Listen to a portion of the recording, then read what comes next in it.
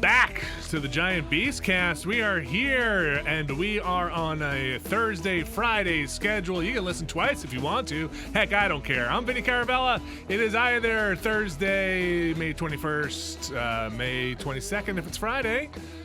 Show spans all time. It's timeless. It's a timeless show. We are episode, I gotta scroll my little notes here off the screen. Let's call them 261st first episode. I'm joined, of course, by the standing room only is how that expression goes. Abby Russell, how are you? I'm doing well, thank you so much. I feel limber. I feel ready to stand for hours at a time. Alex Navarro. Hi. Sitting with the drums behind you. I love it. Got a drum kit. It's great. It's great. My shot never changes. Jeff Bacalar also here with the best. Jeff Bacalar with the slow look over to me. How's it going there, buddy? Oh man, was that Blue Steel? Did you just give us Blue Steel? Maybe. Ooh, Zoolander reference. I like it. Yeah. That's pretty good. R.I.P. Jerry Stiller. Oh. Yeah, I'm doing great, Vinny. Thanks for asking. I'm really excited to be here. I hope everyone's day is going as well as mine seems to be going. So cool. None of that felt genuine. Not a single word of that felt like a genuine statement. Hey, but I used to be a lot better at lying, but if anything, a great day and wishing us all another great day. Thank you, yeah, Jeff. I just sorry. Apparently, I'm getting all these texts from friends. Apparently, my kid's inviting people to Rocket League right now. I got. It's weird. If only you could figure out some kind of parental control for that system. They should add some kind of thing. Is it LOL? Dylan's inviting me to play Rocket League again. Okay, hold on. You do the show. Yeah, sure. I'll go. Just do the show. We'll do the show without him. It's fine. If you're not watching this live, you can watch this live. We've been trying to hit every Thursday around. Let's call it 1:30 to midnight. We go sometime. No, we try to start around 1:30 Eastern time to get the show started. You can go to giantbomb.com/live. You can also watch us live on that Twitch TV. I believe it's twitch.tv/giantbomb. Also, Jeff Bacalar. So if you're watching the live version, you can see Jeff Bacalar's wearing a Twilight Zone marathon shirt, which is a beautiful shirt and a fine CBS property, I believe, the Twilight Zone. And unrelated. I'd love to mention just other premium CBS properties like Giant Bomb on sale now until the end of the month. giantbomb.com/upgrade. $35. You think you can make an episode of the Twilight Zone for $35? I don't think so. I think they tried for CBS All Access. Jeez. Wow. Roasted.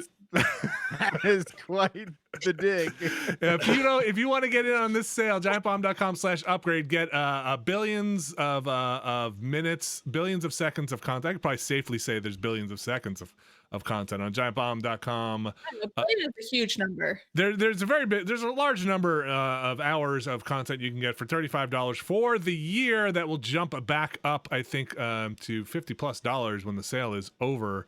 So you'll want to get in on that. Only like a week or so left before that sale ends. So if you haven't gotten in, get in now. If you want to try a free trial, try your free trial, then subscribe to us. We appreciate it. And again, we know if you can't subscribe right now, if you want to try the free trial, you are free to do that. And then, but thanks everybody for watching everything. And if you've been enjoying a lot of the free content we've been doing throughout the week, think about subscribing. Even if you hate the premium content we do, we can't do the free stuff without the you being the premium subscriber. So thanks everybody for supporting us. We really do appreciate it. I would say, especially if you hate the premium content, give us money anyway. Good sales pitch. That's old like knife selling and vacuum selling. You hate this vacuum cleaner? I'll just buy it so I don't have to have it anymore. Buy this content. So thanks everybody who's subscribed. I do appreciate it. Bacalar, can I start the show now? Are you ready? Nope. Okay. I mean, it's a great value. I mean, I don't know. This is gonna be a weird one. I feel like the last couple shows have been weird ones anyway. So let's get nasty. All right, here we go. Contentious energy. We had wow, man, the internet has been real funky today. Abby, you had internet problems. I just had internet problems. Internet not loving this today. Video games. Let's talk about them or not, because I didn't really play that much that is different than what I've played over the last 4 weeks. Let's say, what do I got going on? Now, Final Fantasy VII. When I have more to say about that, I'll spend more time on it, but I feel like it's just kind of chewing through very slowly. Taking my time with it, enjoying the beautiful meal that is this Final Fantasy VII remake. Chimera Squad is something I wanted to get back to. Let's talk about the games I didn't play. Chimera Squad is a game I wanted to get back to this week. Didn't have a chance to do it. And also, I think I might have been stalled on that Gears Tactics. I think I said that last week. Went back into the Division 2 New York stuff. Now I'm just trying to see if I can get some of them fancy exotic guns. The post game, the end game stuff in that is just really, I think, from what I understand of these living games, it feels like there's a lot to do in this, in Division 2, especially with the Warlords of New York expansion. There's just stuff popping up all the time. I don't know if this is good or bad, but there's stuff to work towards. Is that a bad thing in these games? I feel like it's a good thing, right? Like, it's like, oh, this is a 5% drop if you run this mission, which could be really frustrating, but also it's something to keep doing. I don't know what the balance is there. I guess you need to feel like you're having some kind of reward. And Brad and I, if you have been watching some of the Giant Bomb live content we've been doing throughout the week, I've been playing a lot of Astroneer. And I'm really, really just loving that game. I wish I could play more on my free time, but we're trying to do it mostly on the stream. Yeah, I'm just really in a groove with it now. Last episode was great. A lot of infrastructure building. Sounds like they're adding in automation, which is one of my favorite things, to make the whole base run smoothly and on its own. And yeah, aside from that, it's not a ton that I'm sinking my teeth into, just tearing through. I think last week I mentioned I'd been doing reading more in my free time instead of playing. I finished that book, that book. That was the Gone World. Thanks again, Matt Rory. Have not picked up the next book yet because I kind of want to put more time into Final Fantasy. Abby Russell, how's it going by you? Hello. Hi. I'm doing well. Thank you so much for asking. I also have been finishing my books and starting new ones. I've been playing a ton of games. I'm still, I've hardly played Animal Crossing this week. I had a friend reach out and was like, I want to see your town this weekend. I'm like, oh shit, I got to get that thing back in order. But I don't know. Haven't really been playing much. I did get the Jack the Ripper Assassin's Creed Syndicate DLC. Oh. So I started on that. I haven't played a ton of it yet, but I'm enjoying what I'm playing so far. It's also nice to play as like a middle-aged woman. I feel like I don't think I've ever played from that perspective in a game before, so it's kind of neat. But I don't know. I like Assassin's Creed Syndicate, and I think this is a fun kind of detective-y storyline. And I like their sort of the way they approach kind of the detective mysteries in the main game. So it's nice to have that in more DLC. I started Red Dead Redemption 2 again on the Xbox. I didn't play much of it, but that game's still good. I mean, the opening hours of that game, not necessarily the ones that are like gonna grab you right away, Have you started it or no? On my Xbox One X, I started it a little bit. I played a bit of the snowy missions of like. No, I'm saying like, did you had not started it on Xbox before? It was PlayStation. No, it's on Game Pass now, so I downloaded. No, I know. Yeah, but I played it all on my PlayStation. Okay. Abby, and do you think it looks a lot better, or what? Have you noticed that? I mean, it's been like a nighttime snowiness, so it's hard to compare. Real nice nighttime snow, though. I mean, it is. Yes, but I remember it looking quite good on my PlayStation as well. So, Abby, I would like to, just for folks who are watching the video, this is not necessarily your new artistic setup. You had a problem with your normal webcam that is on your other computer, and you very thankfully, thank you for setting this up very quickly, switched to another computer, which is not your normal computer. So I appreciate it. Desk, the way it looks is there is one iMac, which is a large computer with a screen, and then a monitor next to it, and then that's where I sit usually, and that iMac is like on fire. I have this laptop that is like hooked up to the monitor, but it's like behind the monitor. This is the monitor right here. She's pointing to it. Behind this monitor. I have no room for a chair or anything, so I'm standing and doing this. Thank you. Thank you. explanation for this amazing camera angle. Alex Navarro, video games? Yes. What else? Kinda. Yeah. I feel like the thing that has emerged out of all of this is that one, I mean, granted, there aren't a great volume of games coming out right now, but also as we have sort of maybe retreated is the wrong word, but have pivoted into filling these streaming schedules. I feel like a lot of us have kind of latched onto these games that either we wanted to play through that were kind of in our backlog, or games that we were already playing regularly that were kind of old and just like, hey, let's do this for the site. So like I'm in that same position where like the only newish game I'm generally playing like on a week to week basis is Animal Crossing, but otherwise everything I'm playing is for streams. And so I'll do things like, I'll try out games like Cloudpunk. I played through Treachery and Beatdown City, but like the amount of time that I am dedicating to those games and the amount of time I'm spending on them is fairly small compared to everything else, because I don't know, one, I like some of these games, but they haven't necessarily been grabbing me, for like long term. And two, it's just, I feel like my focus is on such a different output than what I normally would be for Giant Bomb. You know what I mean? Yes. So as a result of that, yes, I've been still playing Animal Crossing. Funny story.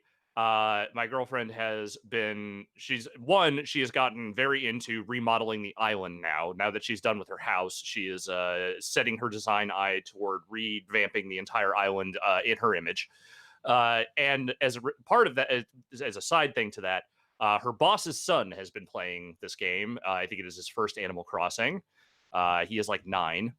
And she was like, hey, he wants to come to your town. And so she let him come to her town, and she went to his and all of that. And you can tell it's his first time playing one of these games. And now every time she is online, she gets an online message from him being like, hey, open your town. Hey, open your town. Oh boy. Did they have a pretty like cool relationship, or is it like a much they're fine. It's not adversarial in any way, but also at the same time, now she has this 9-year-old child who really wants to come to her town every single time she signs on. I love that. Yeah, I mean my son is 8 years old, and I had to have a talk with him. That's just like, hey, just because this person that his uncle, my brother is on playing, and his aunt, just because they're on. Like when you're playing a game, Max, and like you want to do your own thing and like you're just kind of hanging out, sometimes they're going to want to do their own thing. So let me know when you want to go, and I'll message them and see if it's okay. I mean, it's a lovely thing. He just wants to hang out, right?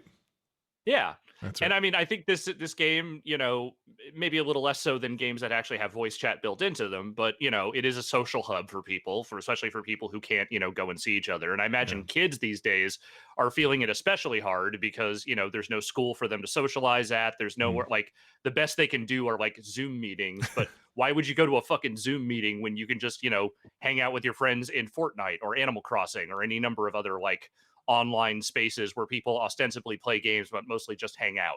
Probably wouldn't be as bad if Animal Crossing let you like redecorate or drop something on the ground or place an item while somebody's on your island, but it really, like, while somebody's there, you're kind of just like, okay, are you doing the thing you need to do? Because I need to get back to yeah. Just we could fish, I guess. We want to fish for a little while. Just okay. Yeah.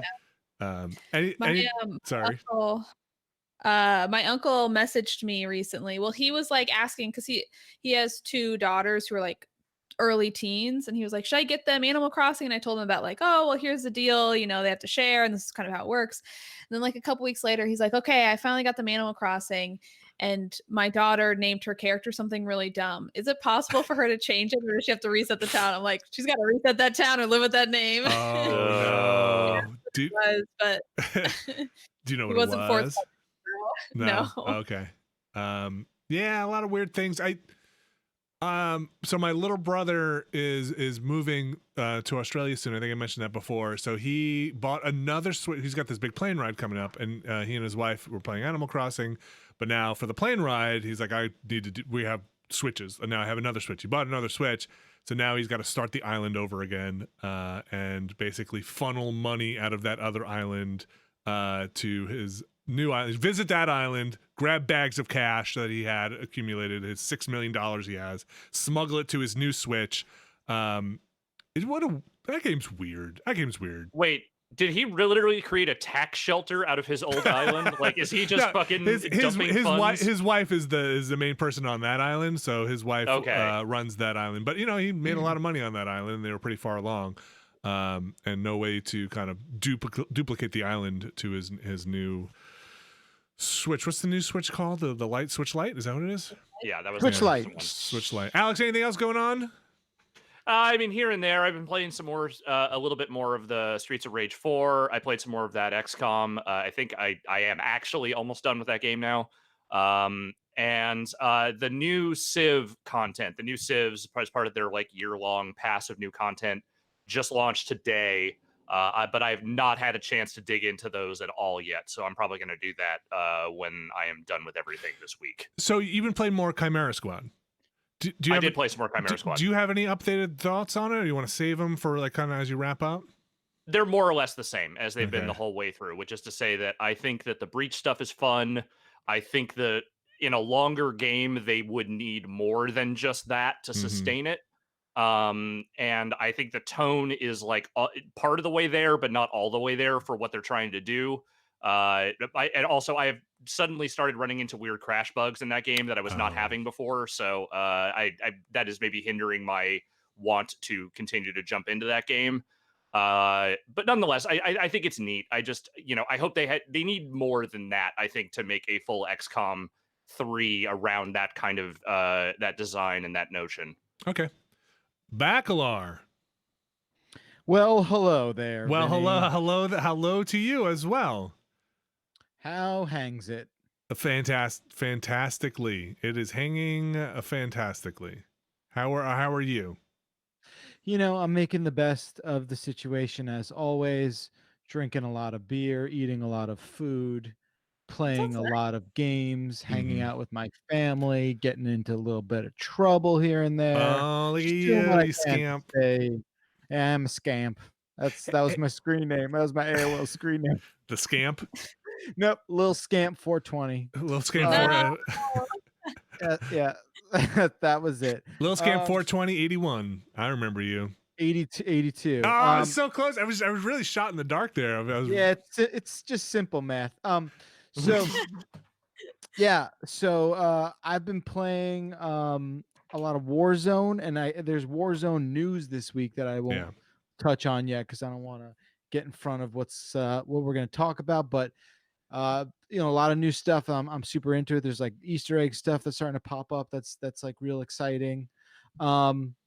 I feel so bad because many months ago when we first started talking about board games, and my son's interest in board games, we were talking about like the Candylands and the Chutes and Ladders, like the real trash tier, board game sort of categories. Suck, by the way.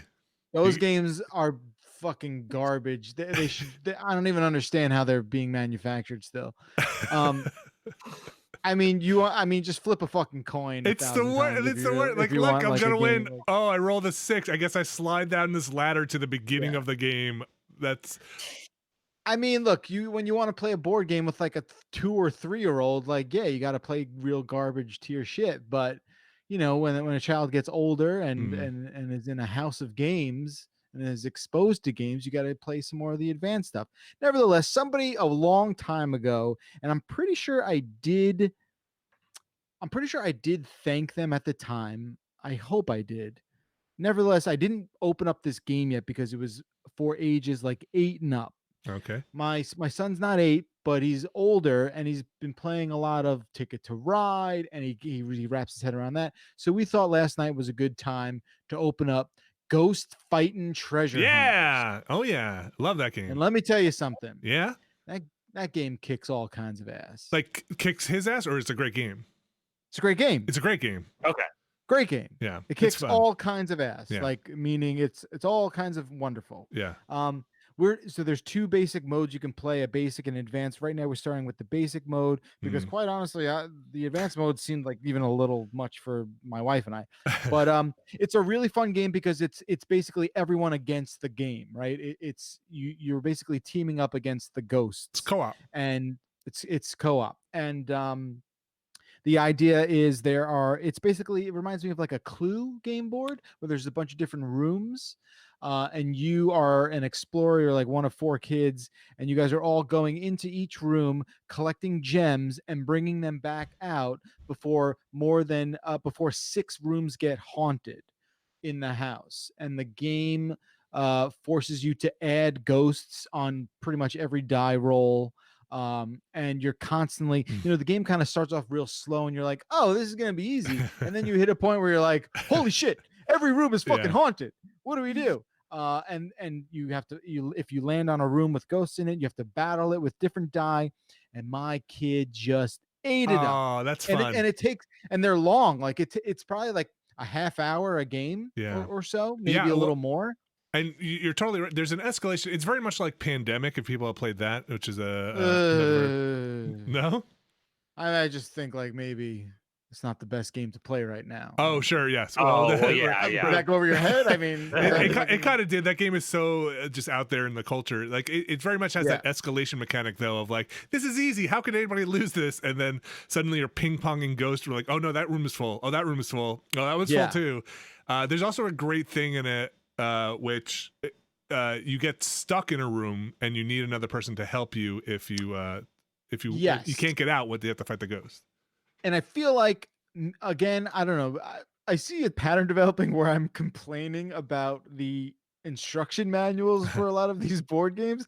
And I can't tell if it's just me and I don't know how to read, or if I just think a little bit more granularity and specificity in some of these directions could go a long way. Like, if a room is haunted, you can still pass through it, but you can't leave it if you picked up a gem in there. I know we're getting into the weeds here a little bit, but like there's just by all means. There's just a lot of like little details that the directions don't necessarily address or answer. And I just wish, and I know when I had questions about Ticket to Ride, it seemed like the videos that were on YouTube where people made these, how to play videos, answer all those questions. So there's like maybe a couple things here and there that we're still not 100% sure on, but either way, the game is so much fun. Like the little ghosts are so cute. I love everything about it. I think like my kid gets kind of like worked up and anxious about these sort of things. He's just sort of like, we got to get out of here with these gems, you guys. Like, it is a board game, little one. Like, don't worry, we're gonna be okay. But yeah, it's pretty great. It's great. I definitely recommend it for sure. I think they do a smart thing with the advanced mode and the beginner mode where I think it's the beginner mode, you can play, there's some cards you put in the deck in the advanced mode, but the big thing is you can take any gem you want, get it out of the house and go. And I'm pretty sure the big thing is in the advanced mode, you have to get them out in order. They have numbers on them, and then you have to actually. Oh, interesting. Yeah, okay. which makes it like, oh, okay, we got to coordinate a lot more here. It's fun. Yeah, I mean, and even that last stretch, the sense of urgency and just like the door sort of closing, where you realize like, we cannot afford any more rooms. We have to drop what we're doing and just start being basically Ghostbusters. Yeah, it's fun. It's a ghost fighting treasure hunters. Yeah. So I'm super into it, and can't recommend it enough. I'm very happy with it. Well, we have some board game news. Beastcast listener. We have some board game news coming up later, which it's kind of sad news actually. The other thing I'll mention while you say looking up videos, have you watched, I believe that channel is How It's Played. I'm not sure the exact name of it, but the host is Rodney. And he's so, you'd think something about just explaining board game rules would be not that exciting, but he's so good at it. Like he's so good at breaking down each little thing. He has the perfect voice for it. He seems like such a nice person. If he doesn't have a how-to video on a game, I get bummed. That's how good he is on it. I forget what the exact channel is. I'm pretty sure it's How It's Played or Watch It Played, but he's so good at it. So good. I'll check that out. You have to send me a link. Yeah, so that's great. I have other things too. What else? So I finally streamed Funhouse, my haunted pinball machine. That Oh, is why yeah. the internet is broken. Well, we finally Yeah, figured out. yeah. You let him into the You put it internet. online. You He got put in the through the wires. down. What did He you got all in through do? the wires. He's out there. Rudy's out there, and he's causing a muck wherever in his wake. And just like I knew he would, he totally fucked with my stream too, where like I've been playing that game for like 6-7 months now, longer, and for the first, like, that machine did things for the first time I'd never seen it do on the stream. Can't Like, it believe ate I'm a on the ball. stream with you. Yeah. I know. What was I thinking? What was I thinking? We warned you. We get what we deserve in this life. So wait, ate a ball. Not all of us, unfortunately. Ate a ball. Yeah. It ate a ball. So when a machine eats a ball, I don't know if that's the vernacular, but when it eats a ball, the machine doesn't know that there's a ball not Oh. registering somewhere. It's just Okay. like either under the play field I see. or it's just sort of somewhere Lost in track limbo. of it. Yeah, it lost track of it. So it's in limbo, and I'd never seen that happen, and it corrected itself. So that was a weird thing. One of the slingshots stopped working, which that's a kind of a common problem. Hmm. But man, it really just Haunted stream. but thankfully, like I knew it would, the mannequin dummy, the eyeballs are all detached. So like halfway through the stream, one of them just started wandering. It's just, it just was great. Blood was coming out of its mouth, and like a couple of the whole. That was a weird thing. I never saw that before. There's a part where like he opens his mouth and you have to hit it in there, and it like got in there by accident one time, which like almost never happens. That's the beauty of this haunted machine. Live pinball television, folks. Yeah, you gotta expect the unexpected. So Did your it was a blast, though. Did your Wonka machine like slowly move away, like just kind of back up out of the room? It melted. It's weird. It melted. I don't know. It's just a pool of plastic and metal. You've seen Ark of the Covenant, right? Like that scene. Yeah. It was just that. Yeah. Oh, terrible. I don't know what happened, but it was great. So thanks to everyone who tuned in for that. Try and do it again this Sunday, and that's it. I've been playing Streets of Rage as well. It's a good game. I got some other stuff I definitely want to talk about. I did start a little bit of does this count? Because there's a story about the mafia stuff. Yeah. No, yeah. You play We'll Mafia. count it. Yeah, I just restarted Mafia 2 remastered. I don't know what the definitive edition. I don't know. Yeah, so this was barely a news item because we talked about it a little bit before, Yeah. but we'll just cover it here. So 2 and 3 are out now, and then the first one, which is the one they're doing the most work on, I guess, is coming out in August. What's wild to me is like, I mean, I know that game's old, right? That game's like 11 years old, give or take. Very old, yeah. Maybe even more. Wait, Mafia 1? I think it might actually Mafia be 2. old. Mafia 2. Oh, Mafia 2 is, yeah, that's about right. Probably like 09 or something like that. Something Anyway, like that. It blows my mind that I just don't. I know I played that game front to back. I don't remember any of it. Yeah. There's only I so don't much remember room a up there. goddamn thing. It's right. Yep. It really kind of freaks me out. It's just, you like, we can do Ghostbusters front to back, right? Like we can do but I guess you just play a game once and it's just like, boo, it's gone. It's gone. Yeah. There are tons of games I've played that I'm just like, I remember that I wrote a review from this, but if you asked me to name one thing that happens in it, I could not do that because it just wasn't memorable. It just wasn't, it just didn't click the way that, a game you actually like does. Absolutely wild. Minor update on the VR thing. So after my, I still haven't touched VR since then because of the trauma, but someone did reach out and said they believe there is a mode in Boneworks that lets you sit through the whole thing. Oh. So if that's the case, I might be willing to pop back in for another go. Why? It made you sick. It made me sick walking around. Okay. But if I'm sitting, that good that you like got to get back in there. Yeah, there's something about it I gotta say. Just straight up, like I gotta jack back in. My mic seems to be moving by itself, but yeah, I want to. haunted. I mean, that's just what we chalk everything up to. We got a haunted pinball machine. We're playing Ghost Hunters board games. Yep. Everything in my goddamn house is haunted. And yeah, so we'll see how that goes. I'll report back. And maybe I'll like take a video of me doing it or something. How is I got a question for you, Jeff. Since we Yeah, kind of made it through the please. games, now that we made it through the video games, let's just talk about the other stuff. Please. The chair you're using, you really like, right? We talked about this before, right? Oh Right? boy, I gotta. Yeah. Okay. Yeah, I asked about it. Yeah, Yes, I think I really like it. because I think that's one that Alex, I think you ordered that one, right? That was the one I put on the list. Yes. Yeah, and I think I am so done. My back is killing me. I'm in the market. I think I've lost all core strength from my abdomen, so like my whole body just collapses in like a like a crinkly straw. You know, so it's just like as I've sat here and not done any exercise and only eaten. You haven't done anything?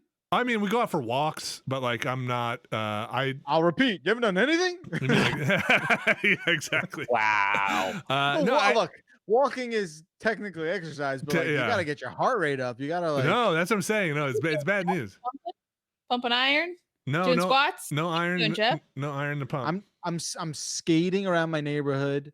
I'm riding we have a bike in the house. I'm riding the bike. Oh my gosh, look God, at you. being able to like leave your house and not have a billion people around, it seems really nice. That's why I try and not. I do this with my other team because at least Vinny can relate to like being allowed outside. My CNET team, they're all in apartments basically, and they're just like, "How's it going, Jeff?" And I'm like, I'm lonely. You know, like I just have to like kind of lie to them a little bit. Aww. And then while you're like sitting in your like lawn chair in the ground. I'm like 6 Zoom background, huh, guys? Yeah. Oh yeah, it sucks. I'm real sad all the time. It's a huge bummer. I'm just sad constantly. You guys are doing great. Anyway, see ya. Put a blanket over the pinball machine, just like yeah. So anyway, So I think I told this on something we streamed. It's so hard to tell. There's a lot of open mics, a lot of streaming going on. But the other day, it was yesterday, I woke up and my back was just killing me. It was like I was in the chair for like 12 hours. Yeah, it was Wednesday. It was Wednesday because that was the day, Alex, you and I did the Mass Effect late. So it was that was the one we did it late. So I didn't get finished editing until later on. No, that was Tuesday.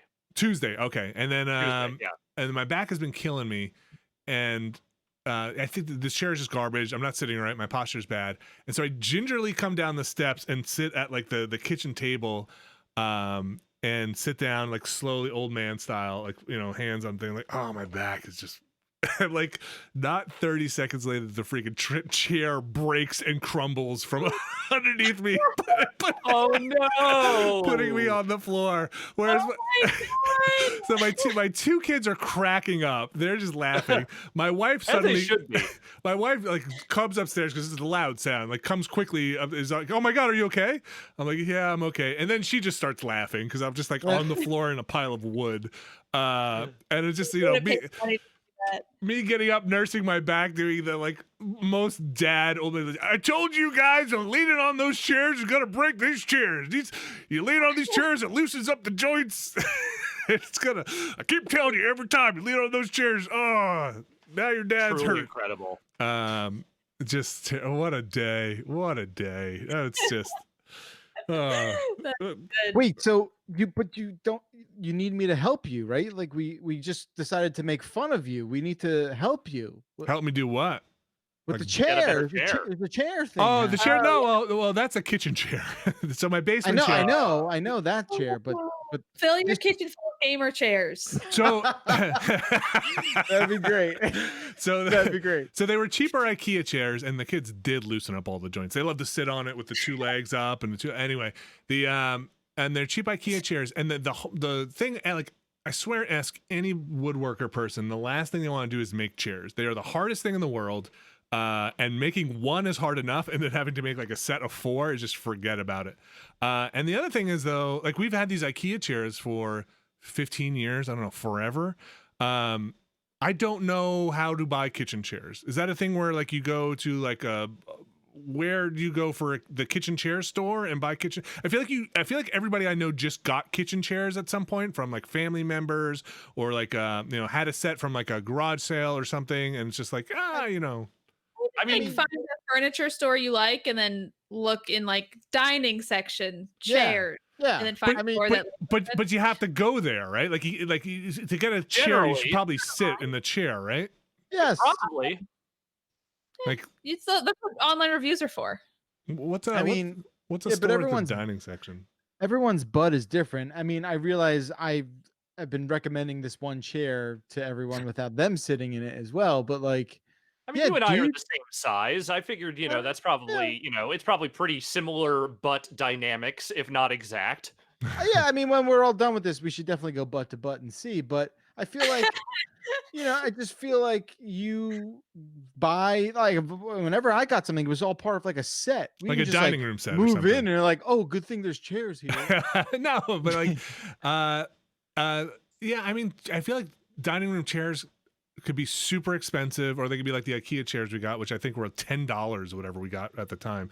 And I kind of just want to get the cheapo ones until we figure out what we want to do. Like, I don't want to buy anything that costs too much money until we figure out, like, well, what are we going to do with the dining room? Like, we have a nice dining room table that is now destroyed because the kids just stick knives into it. So, like, we kind of probably have to. What? Kids just take forks and they just like put them in and just drag them across the top. And You everything. know? They don't. That's not a normal thing. You're telling me do. you never seen a kid just carve a pentagram into a table and just kind of sit there and. I mean, okay. Blood comes out of their mouths. I sit all the time with kids. This is what the kids do. I mean, listen. Vinny, I have a solution for you. A real answer. Yeah. There are a lot of stores online that have like vintage or used like chairs that you can shop for. You may not be able to sit in them, but they have like nicer stuff that are more affordable and also eco-friendly because they're for. Wait, because they're what? Wait. Because they're like used. Oh, used. There are a lot of yeah. used furniture websites that have cool stuff. I don't even care if they don't match. Like, give me 4 mismatched chairs. The biggest thing I have in my mind is, do they have armrests or not? I'm kind of like a no armrest dining room table. Yeah. Oh, you monster. Yeah, no, you like the armrest on a dining room chair? In my chair. Oh, you know what? Oh, dining room. Are we talking about kitchen table or dining? Because I've got one table. I'm sorry. I walked into that one. We're not going to have any dining set at all. Yeah, I walked into that. I'm sorry. It's the dining room / homework / it's the table. It's the table. I feel like no armors. Anyway, didn't want to spend too much time on that, but want to let you all know that very excited for whatever seating we have down here in the basement in the near future, because it can't be worse than what I'm sitting on now. I don't know. This chair, yeah. You were going to ask, were you going to ask a specific question about this thing, or were you? I wanted to confirm that you enjoy the thing you're sitting in, and that Alex, I think you and I are both, we are trying to get a similar thing for our butts. I mean, I will take literally anything that improves my butt situation right now. I am really, I'm kind of surprised how much of a difference it's made.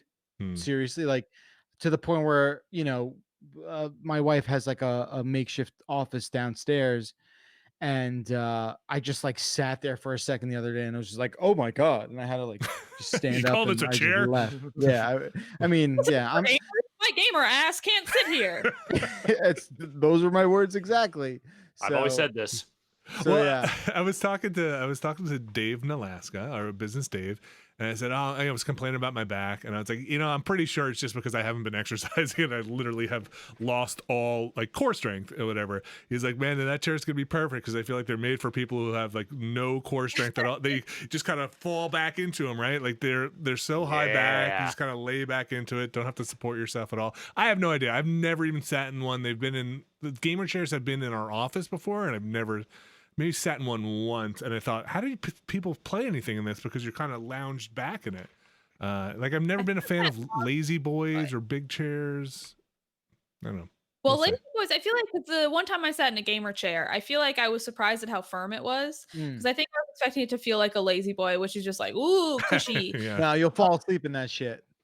It feels like a racing car chair, where it's just like, this thing's hard, it's narrow. I wasn't impressed. Just like my butt. That is not like my butt. So hopefully it's a chair for all butts. It's crazy. The only side effect is your ass becomes an actual literal right angle after when it's all said and done. So I'm just like some fucking polygon ass now, but whatever. What? All right. Well, like a polygon, like a polygonal ass. I got it. Yeah, Okay. everyone seemed to get it except for you. I'm a little slow. Everybody knows that. All right, should we get into the news then? Please. Sure. All right, we're gonna take a little break here. We're gonna go get the news. I'm gonna serve it up nice and hot. It's gonna be fun. I looked over it before. Fantastic. Let's play the break music this time because last time I forgot to do it. Here we go. Stay tuned, folks. We'll be back in a few minutes.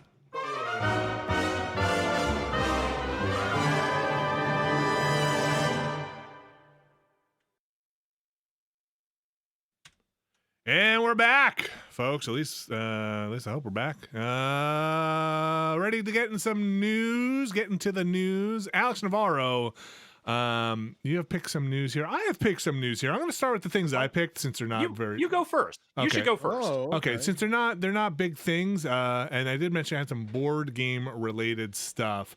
Gen Con has been canceled. So Gen Con, big board gaming convention, and that's a big bummer because it's been running for something like 50 years straight. They're 50? gonna 50. It's an oldie. It's a bummer also because board games very physical. Like you kind of need like a lot of smaller people who are publishers and board game makers kind of need people to test these things out in bigger community ways. They can't just distribute online, and that's kind of a bummer. And also Essen, the kind of big European board game convention, also had been canceled. Board game companies, really tough time right now. So not only mentioned physical board game shops having a tough time, but with this stuff canceled, that stinks. So just want to bring that up as a, I don't know, piece of bad news. That's why I wanted to bring it up. I don't know. It's a bummer, and it bums me out. Just finally some bad news. Just another thing to be aware of. Also, kind of on that board game tip, did you guys know there was a Cyberpunk Red board game? Heard about that. I'd heard about it. Yeah. It's a prequel to the Cyberpunk 2077 stuff. Obviously, Cyberpunk having its roots in the tabletop stuff. It's delayed. It is also delayed. I mean, Cyberpunk's delayed. The board game now also delayed. So heads up on that. Let me see if this article had the new date on it. They basically just said it fucking sucks. Yeah, we're delaying it. So like, I can't blame them. Everything is just terrible. So bummer. Cyberpunk 2077 still September 17th, huh? I thought it was even further out than that. Yeah, that's what they're saying. Think they'll hit it? I guess you gotta flip it. I guess we're getting pretty close to it now, huh? Yeah. Yeah, I honestly, I don't think that matters. Okay. Yeah, I think Just, it'll be done when it's done, and no one is going to make any far-reaching decisions they don't have to make right now. Yeah. Yeah. It's so funny, or not funny. It's interesting because September used to feel so far away, and now it is like what, 2 months ish away. Yeah. It's and also the fact that like time moves 4 times as fast as it used to. Yeah. Well, we're still in May, so it's actually 4 months away. But yes. Yeah. I kind of wanted to see what the Cyberpunk Red stuff was going to be. Curious to see how it goes. I never got into Cyberpunk as the in tabletop role playing stuff, so I was curious to see this. And somebody pointed out in chat, I guess there is a distinction to be made between a board game and a tabletop RPG. So make that distinction and enjoy your day. So another bit of interesting news I pulled out was that the Warzone from modern in the Call of Duty, that Modern Warfare is getting automatic weapons in the Gulag, or has already. It's already there. They're already there. Yeah. That is a small space to have automatic weapons in. I think it's good. I like it. Yeah, Really? Because I saw a headline today that said automatic weapons are ruining the gulag, which is just a great fucking headline, even if you, especially divorced from context. I don't think it changes the Gulagian experience that Mm. much.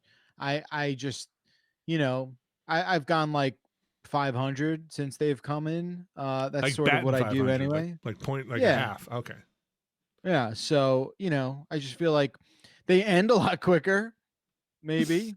You're saying they don't go to Gulong? Oh wow. Okay. Well, yeah, I'll just have to readjust myself after that one. Yeah. Yeah, they're. I mean, I hated the shotgun. I think the shotgun in the Gulag is bad. Okay. So anything to pivot away from that, for me personally, it's a preference thing. I'm happy, but yeah. Okay. But they only do like so far. I've only seen like the P90 and maybe another small SMG. What about the new maps they added? Did you get to play any of those? Isle 9. It's for That's gunfight. not Warzone. No, this is just Modern Warfare. That's in gunfight, and then Hard Hat is the other one. I haven't played those new maps. Honestly, if there's one thing that's really separating me and my crew these days, it's the fact that I want to evenly do Warzone and HQ. And they just want to do Warzone, don't they? And they just want a Warzone all day long. And I'm like, hey, especially when more than 4 of us are available to play, let's not leave anyone out and get into a game of HQ. Aww. But no, it's you know, it's a problem. Okay, that's. I just wanted to check in. That's a new update on that stuff. I thought the automatic weapons, honestly, kind of a bigger deal than even the new map stuff, because it feels like it would change the dynamic of the Gulag a lot. I feel like there's maybe more stuff to talk about with Warzone if you want to like not come back to it later. Yeah. No, tell me. Yeah, this is it. What's up? Well, so there's a lot of cool stuff going on. There's these. I don't know if you've noticed in that map there are these like sealed bunkers.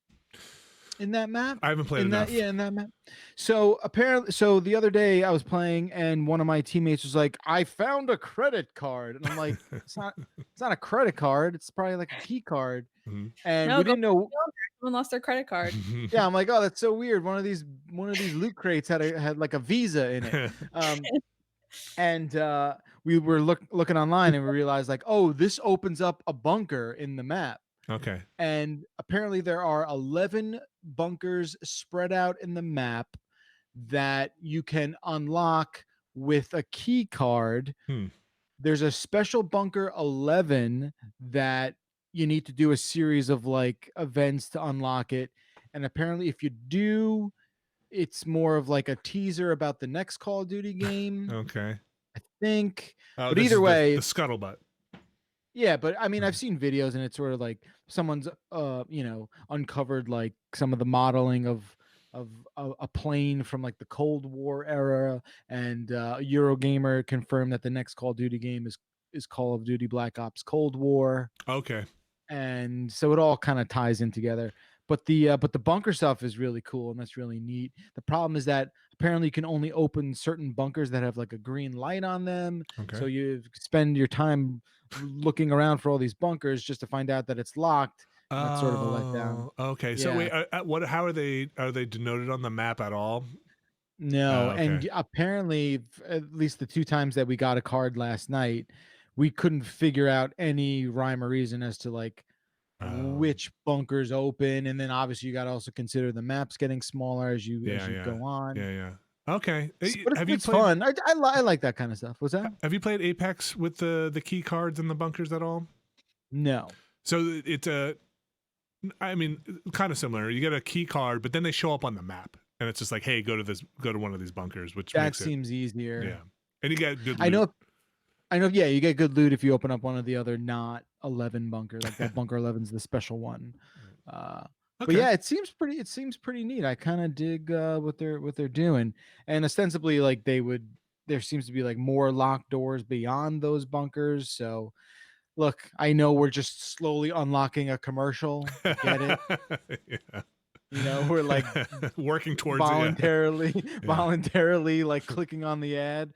But hey, you know, it's fun. I don't know. Anything else with Warzone? I think that's all the Warzone stuff I got. Okay. Here's another little quick bit of news here. Sea of Thieves, if you didn't know, has been available for a while now. I'd say more than a while. In various forms. I think that game has had a pretty good evolution since its release, but it is now coming to Steam. You can get that on June 3rd for $40. Previously available on the Windows Store, being a Microsoft product and all, and on Xbox, clearly, but on the PC from the Windows Store. The kind of bummer thing, I don't know.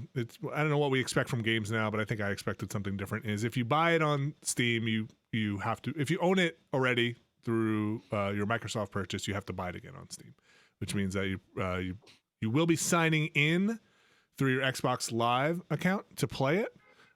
So we'll see. I mean, I would assume that means that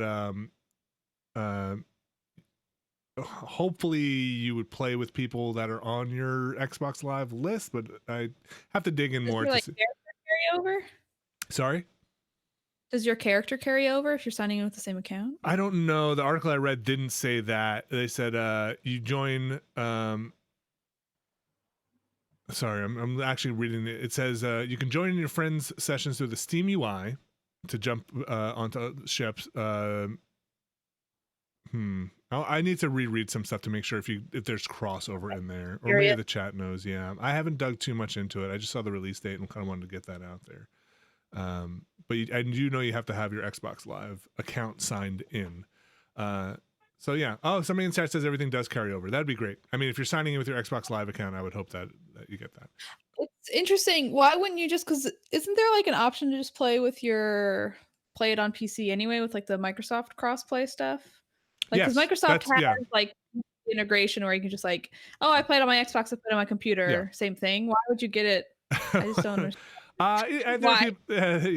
Well, if say you didn't buy it there and you're just, maybe you're okay. Here's an example. You don't have an Xbox One. You don't have an Xbox One. All your friends just play stuff on the PC in the Steam ecosystem. You're not going to just have this one thing from the Microsoft store to play there. But now that it's on Steam with all your Steam friends and stuff like that, even though you have to make the Xbox Live account, I don't know, Abby. It's a good question. Yeah. I mean, my question is less like why on Steam and more like if you already have it and have an account, why on Steam as well? Why on Steam? I mean, people have different stores and not everybody wants to mix and match the store stuff, different places. Some people don't like that Xbox Microsoft store. I hate it. I hate it too. It's not a great store. I'd in there, I'd make it work. It is very bad. It is. It is except. I don't know why. I don't know why they control every aspect of the entire, from the operating system to the store to the whole thing. Just like, and I feel like it is the clunkiest thing ever. Like, just it is. There's something going on. It's wild. Like, this is the end of the Xbox One's life, and they never fix the store. Like, navigating that machine is awful. I still think every notion of navigation in that OS is god awful. And please, could this, like, if this isn't the opportunity to right that ship, where, like, I don't know, in a way where, like, it seems like there's momentum building. I don't want to, just, oh my gosh. Fix that. And the way they did in the store stuff, and now I mostly just launched that app, that Xbox app that sits on top, but then I'm never exactly sure where old stuff, there's a little bit of stuff we need to leave behind, like you said, Jeff. Like, we just need to, like, make a line in the sand and walk forward and leave. But the way they did apps, like, hey, this game is an app and it needs to be in your app folder, and like you can't change that, and that stuff was very silly. The whole experience is so absurd. Like, the way I log into my to like anything Microsoft is an email address from like the mid 90s. Your old Hotmail account from the where it's like come on in, I don't understand how this is still a thing. Anyway, well, there was also a thing, like, we share sometimes computers in the office where we, like, there's like 7 places you'd be logged into a Windows system where it'd be like, okay, someone's logged into this, but like I go to log into this, but now Abby, it's still showing you're logged into the Microsoft store, but I'm logged into the Xbox app. Oh my God. this laptop I'm on now still has Alex's Microsoft login. Sorry, Alex, it's impossible to get you out of here. You know what? It's fine. I other than when I play Rock Band, I'm not using it a whole lot anyway. So anyway, June 3rd, Abby, if that answers your question, to get it on Steam, and there. But again, you have to log into that back end. All right, that is the news I pulled. One other thing I wanted to mention about board game stuff. I should have mentioned this at the top of what we've been playing. Did play a new board game that I really liked with my son. Again, he's 8 years old. If other people are out there looking for games to play at home, I know I was. Thanks to Casey Malone for recommending this. Played Clank in Space. It is a derivative of Clank. He liked it a lot. I liked it a lot. It was good for 2 players. We can expand out to more. But I really enjoyed it, and he really enjoyed it. It definitely has. You have to be able to read to play it, and that was a big threshold for a lot of these games. But a lot of fun in that game, and so I recommend it. I was looking for something for 2 players that didn't take hours and hours to set up or play, and it was fun. Clank in Space. So moving on, and then I bought myself Terraforming Mars, because when you buy board games, how can you buy just one? Alex, what else is news? Well, by doing that, you completely screwed up my my pivot to the next thing. But I'm just going to pretend like you didn't just talk about board games there, and assume we were still talking about Microsoft and Sea of Thieves. Speaking of decisions made by Microsoft, yes. This is less a news thing and more of a boy, it's been a long time, this day in history kind of thing. Shinobi602 on Twitter made me aware of this today. It has been 7 years to the day since we were first introduced to the Xbox all-in-one games and entertainment system. Oh. The infamous reveal in which Don Matrick, maybe my all-time, let me see if I can actually present this, my maybe actual favorite photo to ever come from video games. That's hang on, I'm trying it's to a find good photo. This is gonna break everything, isn't it? Hold on. It might break everything. Maybe I won't do it. Okay. But the photo of him just standing next to the Xbox One with the new Kinect, like just dopey smile on his face, hand extended outward like he were showing you his fucking race car bed, it's just such a perfect encapsulation of what the Don Matrick era of Xbox was. You should send it to me. We'll make it the thumbnail for today's show. Yeah. It's I will. Can I add on top of this with the Don Matrick stuff of Please. of I don't know the truth. I don't know the truth, and so all I can sit here as somebody who is surrounded by lies and sometimes my own impression. So I feel like, boy, he really did some damage there on the old Xbox. Oh yeah. Like, has there ever been somebody who really just got out there and took that brand, just dragged it on a leash through mud and just dog crap on the ground and was like, okay, how we doing? And everybody was like, I literally posted that photo next to a photo of a dog who had destroyed a living room. And it's just like the energy of those 2 photos is absolutely identical. And I don't know, maybe he was just doing what other people behind him were, hey, get out there, Don, and say this thing. But the way he did it, there's a who needs the internet? There's Who is this? What happened? Don Matrick was the guy who was in charge of the Xbox division before Phil Spencer. He is a very rich guy from Canada who had been at Microsoft for a number of years, and then he was put in charge, I think, midway through the Xbox 360 era. And he made some choices that were ultimately resulted in where Xbox ended up in this generation. And Phil Spencer and his team and the current Microsoft team have spent a number of years trying to undo a lot of those decisions. It was the I era. do remember a lot of the Xbox and how bad that went. Yeah. So it was and some of this stuff, just if they had messaged it better, would have been fine. But it was the always online messaging, which I have family members almost immediately. But I have family members that still are like, I would never get an Xbox One. I got to check when I put the disc in, it goes online and checks to make sure, and I was like, they actually got rid of that like before, like, no, that's not what I heard. Like, all right. Sends my social security late. number to everyone I hate. That's right. Makes me stand up and shout McDonald's. Dude, It's the what's amazing are like some of the ads that were that came out. Like in that thread that Shinobi 602 put up, there's a couple screen grabs of billboard advertisements associated with Xbox One, and they are quite the thing. Just like, and they're just like phrases. Like one says, "Beta tested in the future." Okay, another one. Listen to this. Another one. If it were any more real, it would be real. oh man.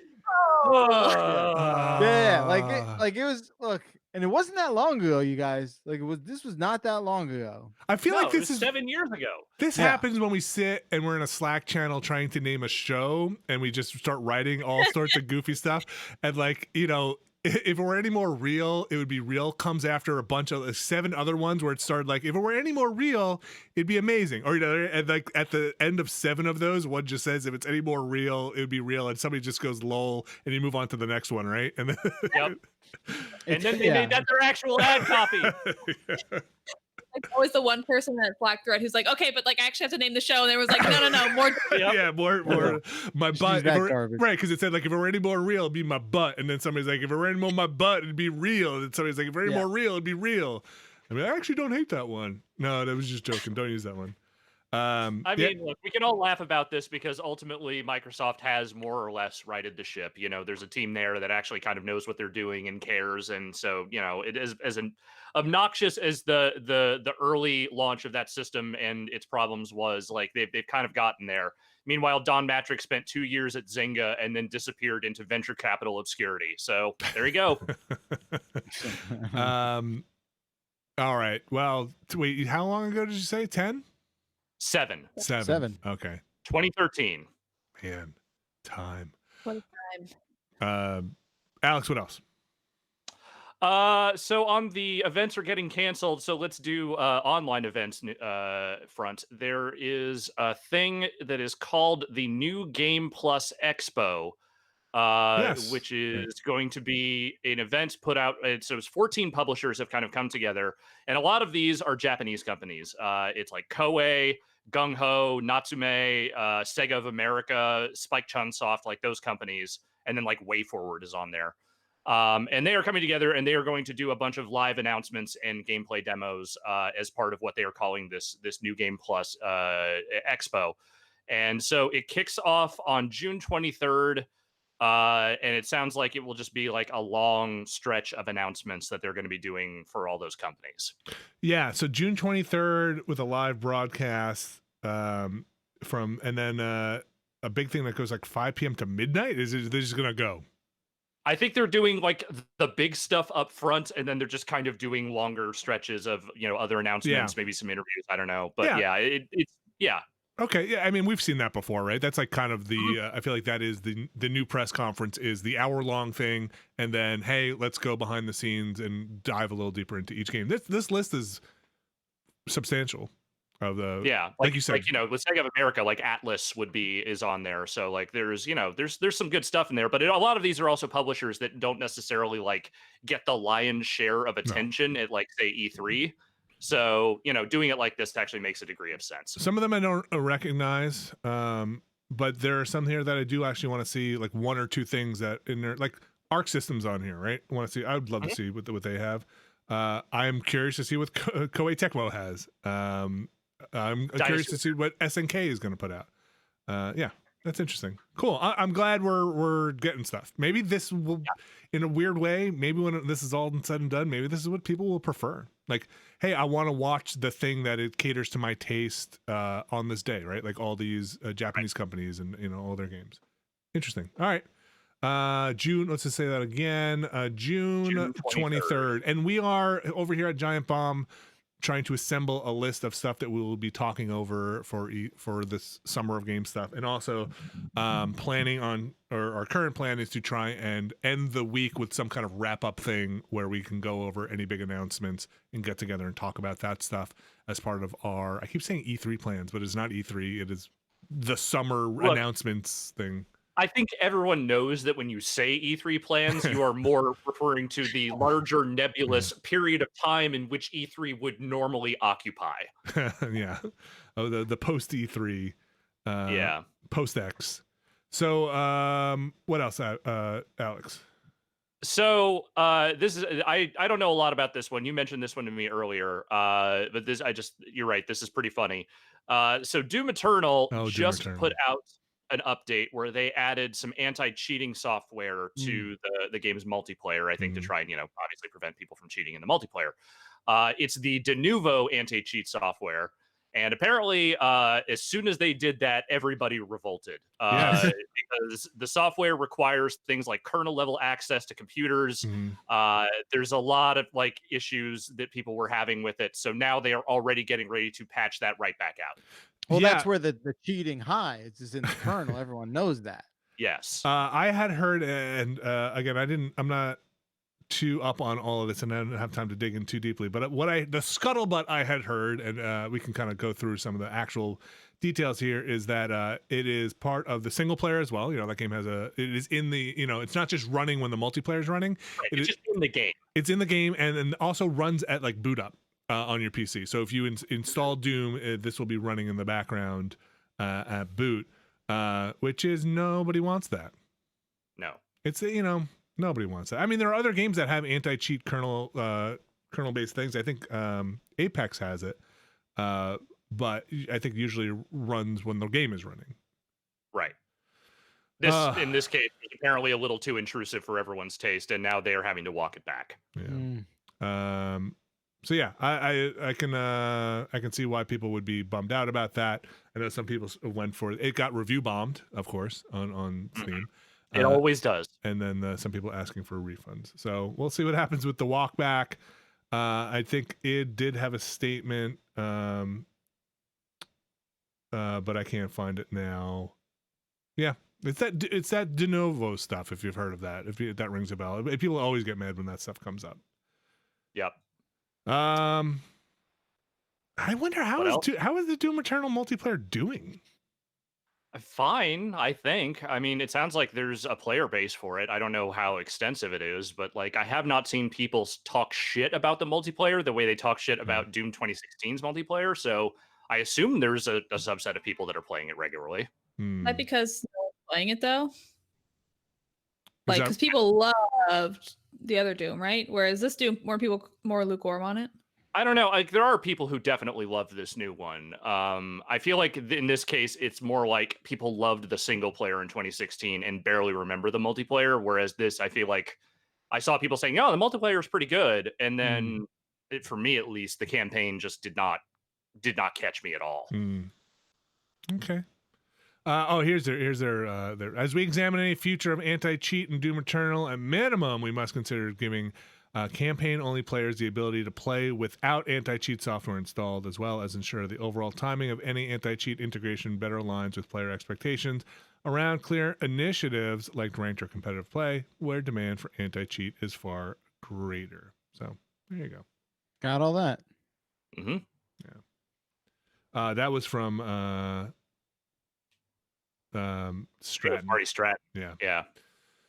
All right, moving on. Again, we might have some of that stuff wrong. That is not my bag, the anti-cheat stuff. So you might want to go look it up if you're interested in that. Get some actual details on folks that know what all of that means and how it's running. Because I'm pretty sure it did say, "Hey, this only runs when the game is running," but that is not what I heard anecdotally. So yeah, I do not know. I will not claim expertise in that area nor any area. Alex, what is next?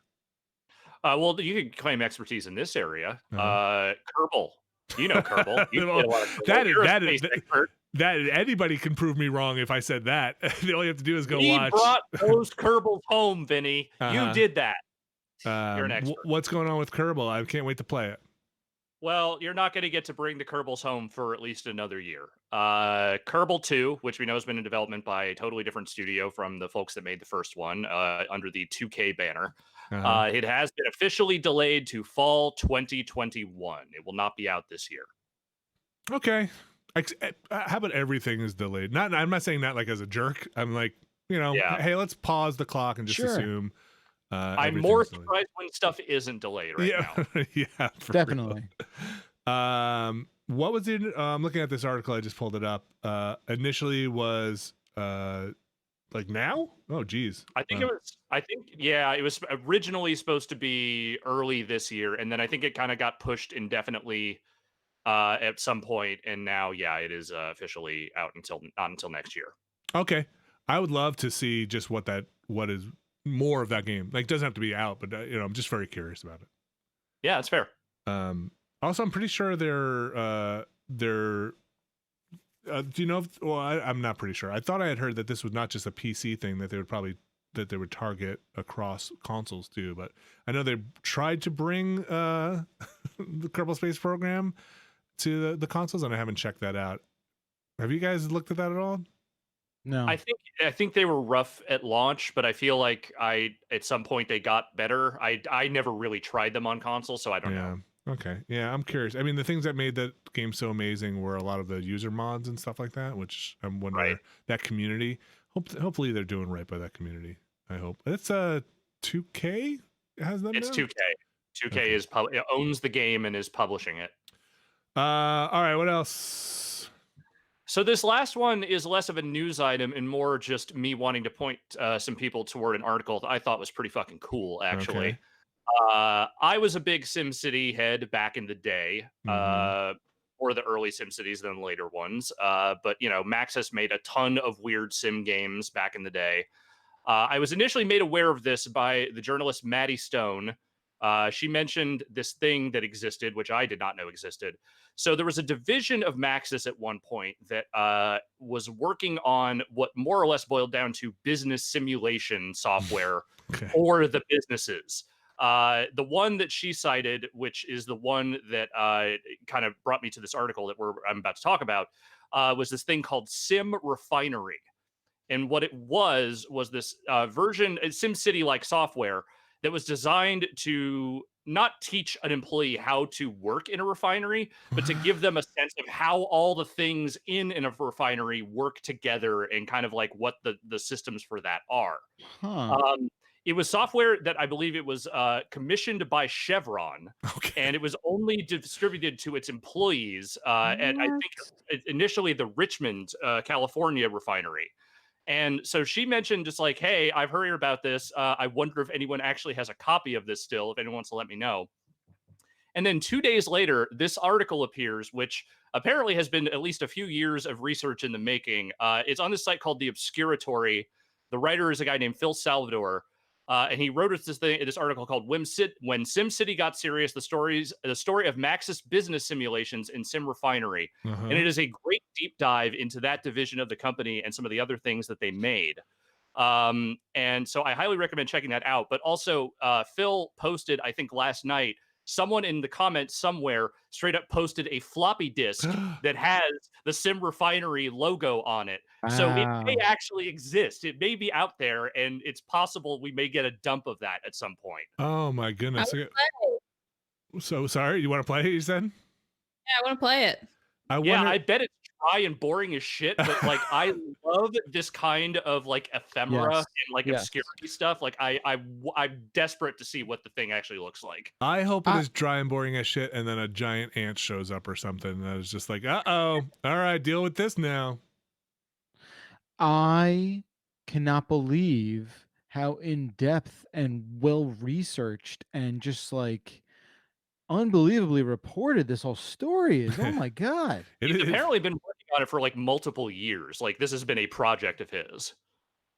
Wow. Well, since I can't read content anymore, Phil, you'll have to hook up with Daniel Dwyer and make a video about it so I can ingest this whole thing in 15 to 20 minutes. Thank you very much. That was my first reaction too, where it was like, oh, I don't know if I'm going to read all of this, but I sure wish someone could do a really nice video about it. I have scrolled. I said that to myself too. I looked at the length and I was like, oh, I don't know if I'm going to get through this, but I read the whole thing in one sitting. Like it's actually, it's pretty compelling for something that is a very, very nerdy subject. I have scrolled my mouse more than 3 times. I am out. Cannot.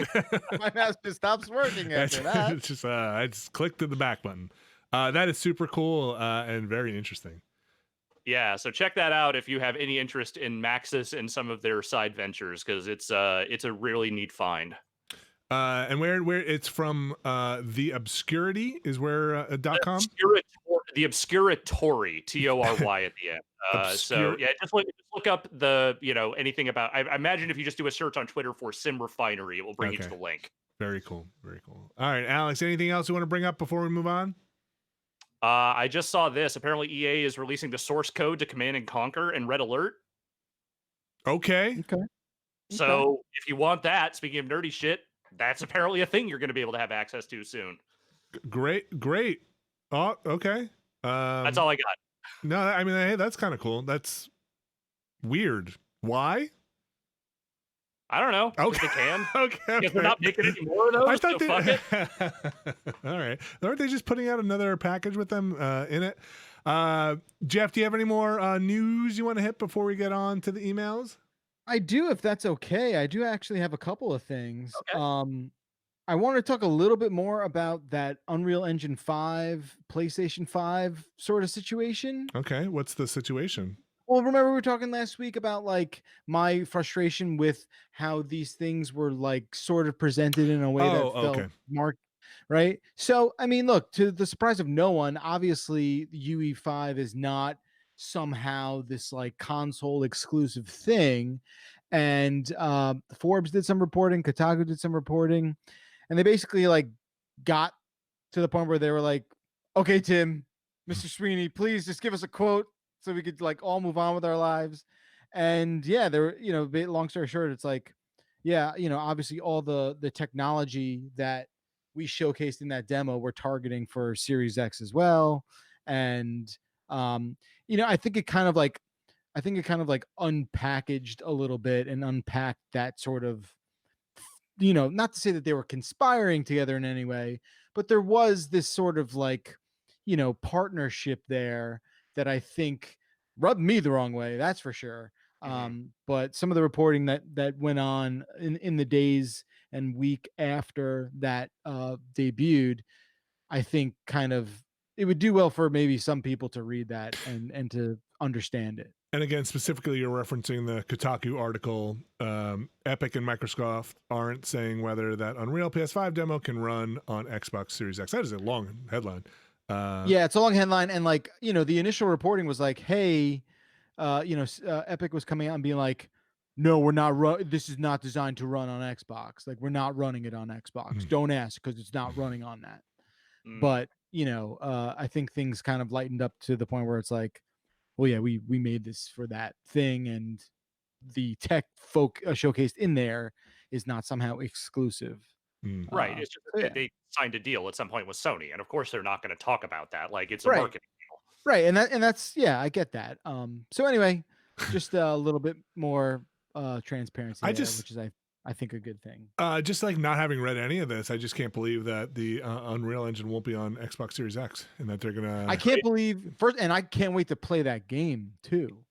That real game that won't be on Xbox, and I can't believe Xbox has thrown in with Monolith for Lithtech.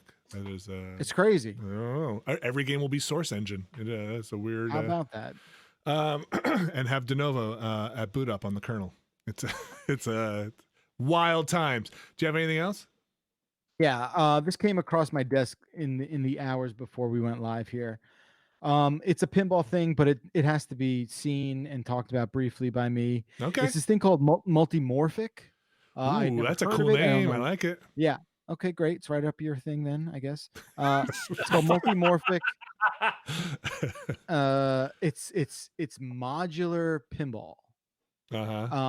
Okay. Now this just crossed my desk right before we went live because they just made an announcement about how their machines are going to be able to connect to the internet and people will be able to go head to head against each other. What this is modular pinball. And when I mean modular pinball, I mean exactly that. What seems to be a standard-ish size pinball machine with a modular rear, like the close, like the back of the playfield, like the part the furthest away from you, almost the back third of the playfield is interchangeable, like a physically interchangeable thing that you lift up out of the machine and then swap in for another thing. So you're if people are watching this live, multimorphic.com, right, is where you can go see pictures of this, because it kind of is a little hard to explain when you were describing it. When you say back third, literally the back third, so the front of the playfield is just going to stay the same.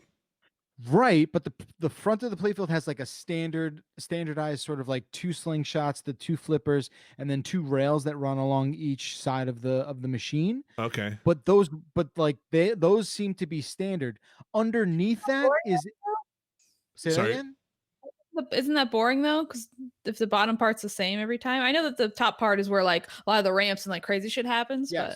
Yes, that's a good point. But here's the thing. So below the bottom 2/3 playfield is like a screen that can change. So it's a TV. So it's a display. Sure. So there are some videos I've seen of this thing in action, and I'm not gonna lie, it's at first sight, it's like, oh my God, what am I looking at? But the fact that like imagine just like the entire playfield completely changing, the art wise at least. The hardware obviously can't move, but the back third can move. I don't know. This seems wild. This seems like this was like a high idea that somebody had and was like, dude, you should totally make a pinball machine that you could just like swap out. What do you think the market for this is? Would it be pinball? Like, would it be arcades or places that have pinball machines? Or this the homeowner? I think it's everything. I think if I was really, I started to think about like, oh, you could make a personalized pinball machine for somebody this way. Like you can design the art, design the, and everything is interchangeable. The art, like the back glass stuff, even the side decals you can peel off and like put on new magnetized ones. I don't know. I don't know anything about it. Okay. I don't know if this is garbage.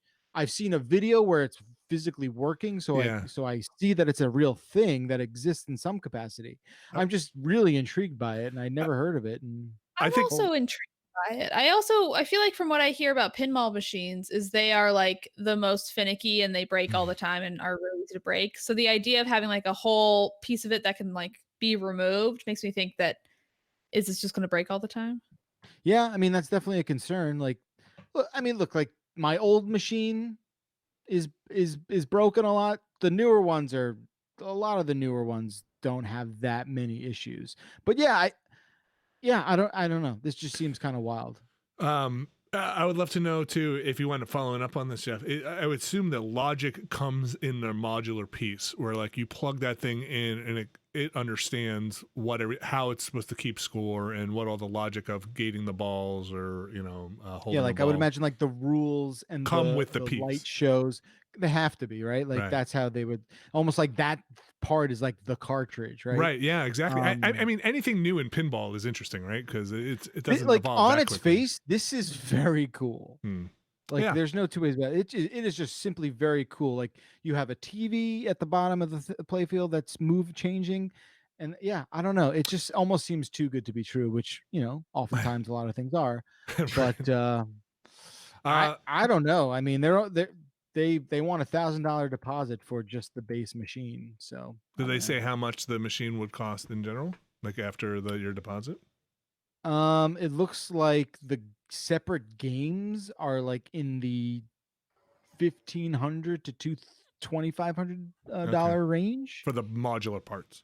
For like that modular part, and again, like you're not getting like the IP that you get with a standalone thing. Like you're not getting your Ghostbusters. A new pinball table is what, like $5,000 to $7,000. Yeah, starting. Yeah, slow end. Neat. Multimorphic.com if you want to check it out. Anything else, Jeff? That is all from me. Okay, Abby, how you holding up? You ready to head into the email? Oh, she's been standing this whole time. Yeah. You're good? Okay. Making sure I'm moving my knees. Yeah. My dad was in the Navy, so he would always stand and like move his knees. Yeah. And I feel like I picked up a habit, but I'm not going to faint. Not locking my knees. Don't lock the knees. All right. I think we're going to take another quick break here, and we'll be back in just a moment. Stick around for the emails coming in hot. Stay tuned.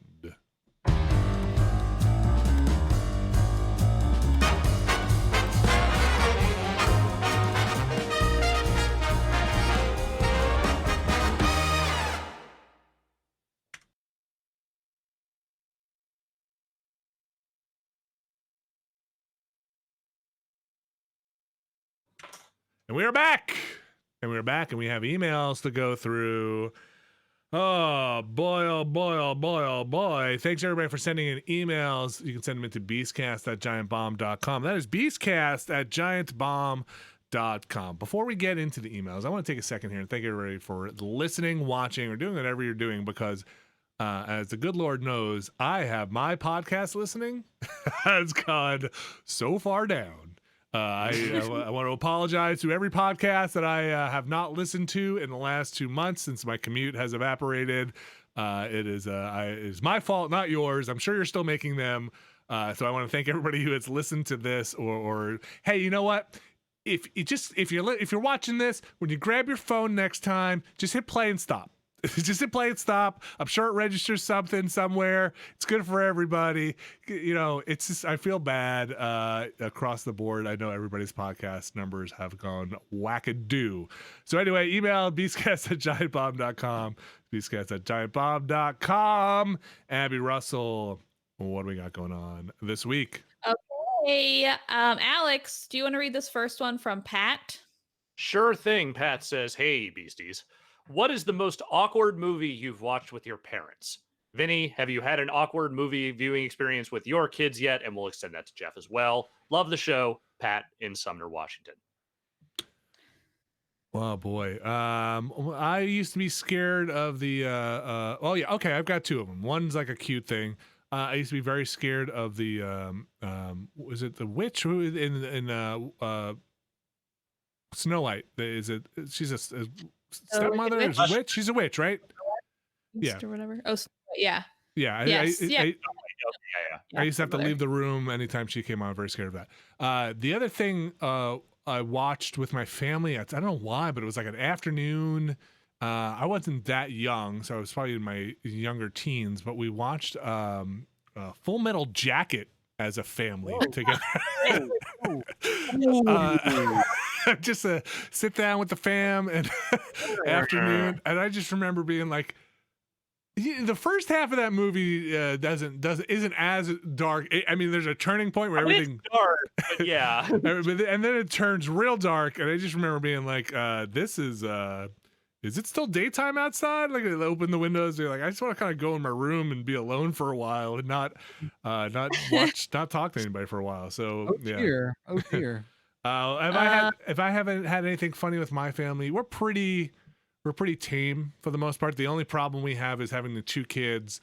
My younger just slides like rides in my older son's wake in terms of like what they're allowed to watch.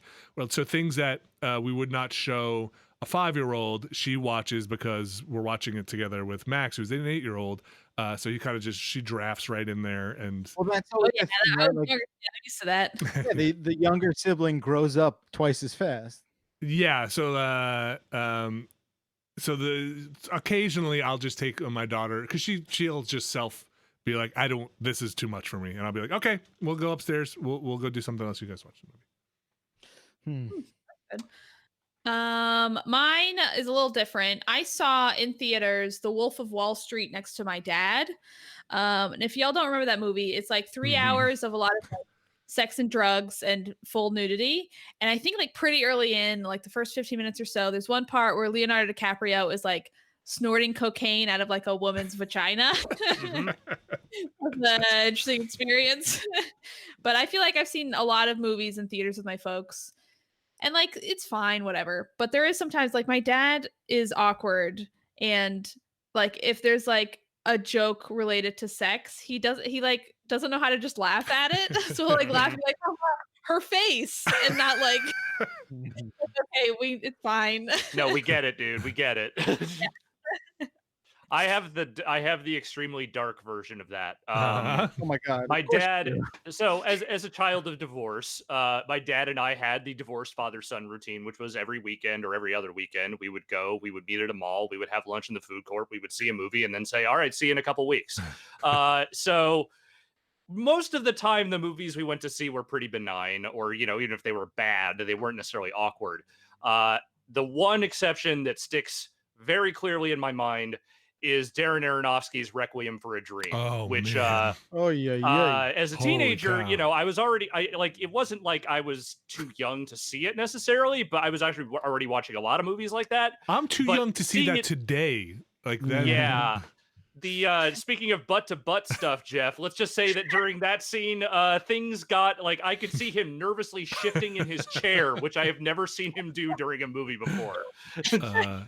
That is up there. That is the movie I pull out for like I need a movie that's the darkest thing on the planet. Like that for me is like Do you have moments like that?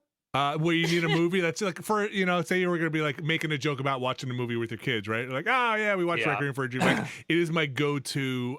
This movie, it is lodged in my brain as like a life-altering experience for better or worse. That movie is intense.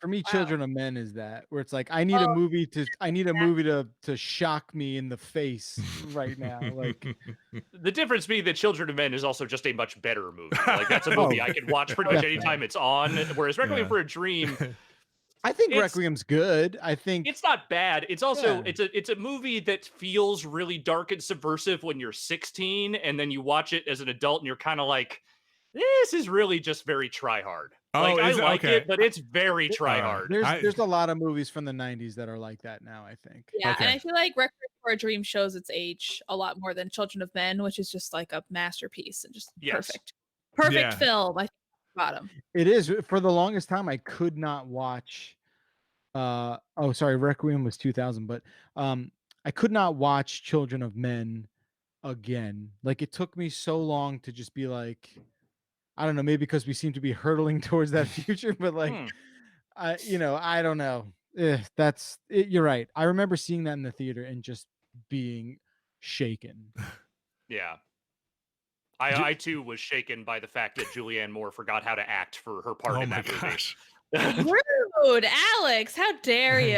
It is a great movie, but she feels like she wandered in from a different movie set and was just like, "What am I playing? What am I doing?" I've never thought about it like that. She is inexplicably jolly in that movie, so you're not totally wrong. And I love Julianne Moore; she's a great actress. It's just in that movie, she feels like the only one they didn't send a script to. I'm gonna erase that commentary from my mind so I can continue to enjoy that. What I can't erase from my mind is the visual Abby just painted about that scene in Wolf of Wall Street, where now all I can do is just see that weird human construction. I'm just like, oh, your dad. I didn't have to do that. No thanks. The weirdest moments for me were growing up and watching like the R-rated comedies that had like boobs in them or something, where I was, like the first one I ever saw, not boob, but like the first boob you ever saw. Are we about to find out about that? No, the first time I can remember where that was like a weird thing was I was at a sleepover and my friend's dad was like, we're gonna watch Animal House. And I'm like super young. I'm like, cool, what the fuck is that? I don't know what that, and there's a bunch of scenes in that movie that are like, not, a tad risque.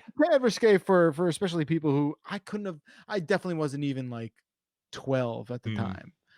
And I just have like that. Those moments definitely stay with you. Like for those formative years where you're, developing and understanding reality, and man, there's a number of moments like that, for better or worse, that I can kind of bring back with incredible accuracy at a moment's notice. That one, and then like I don't know why, but like White Men Can't Jump for whatever reason. I saw that with like I forget who I saw. I saw it with some family member maybe, and there's saw like that with my mom. I remember that. Yeah, and there's like Rosie Perez and Woody Harrelson go at it in that earlier.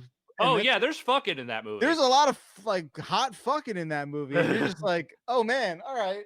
I thought it was a basketball movie. I'm sorry. I thought I was gonna get a lot of cursing and a lot of inappropriate, language, but I didn't think I was gonna get some fucking. We got some fucking. It's we've tried. Like I have no problem with nudity in movies with the kids, and like I didn't have my parents, I don't think, had a filter for that stuff either. Like I definitely knew you have the friends who can't watch the PG-13 or R-rated movies or whatever, and you're like, I don't know, we watch whatever we want. It's more the people being really crappy to other people is the part that I don't know how to express that. Like when characters are just assholes to other people, and having to explain that to a young kid of like, oh, this isn't the behavior you want to model, or like, you shouldn't be that, is the bigger problem.